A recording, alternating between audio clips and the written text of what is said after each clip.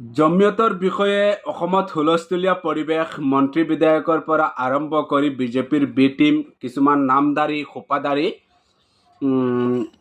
সংগঠন জাতীয়তাবাদী জাহিৰ কৰিব বিচৰা কিছুমান সংগঠনৰ কথা কৈছোঁ উঠুপৰি লাগিছে।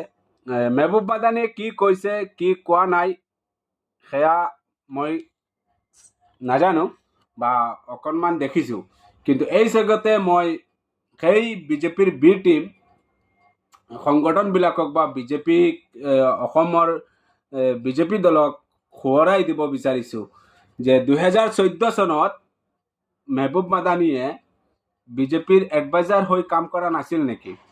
এনেকুৱা লাগে যে 2014 চনত মূল ব্যক্তি আছিল প্ৰশান্ত কিশোৰ বিহাৰৰ, আৰু তাৰ লগতে যেন মোৰ মতে মই ভাবোঁ তাৰে এজন মেম্বাৰ চাগে মেহবুব মাদানী আছিলে। 2014 চনত সকলোকে আহ্বান জনোৱা নাছিল নেকি মুছলমান সমাজৰ পৰা আৰম্ভ কৰি গোটেই ভাৰতবৰ্ষৰ মানুহক যে নৰেন্দ্ৰ মোদীক প্ৰধানমন্ত্ৰী হিচাপে ভাৰতবৰ্ষৰ ৰাইজে ভাৰতবৰ্ষৰ জনতাৰ ভাল হ'ব, হিতৰ বাবে ভোট দিব লাগে, তেনেকুৱা কথা কোৱা নাছিল নেকি?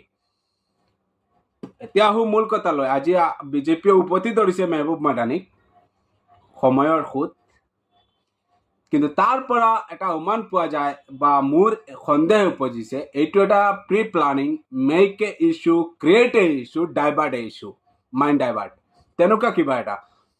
কেনেকুৱা? বিজেপিৰ হৈ প্ৰচাৰ চলোৱা মেহবুব মাদানীৰ জমিয়তৰ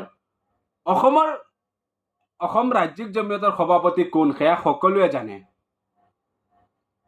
জানে। আৰু অসমৰ মুখ্যমন্ত্ৰী সৌ সিদিনা কোৱা নাছিল নেকি যে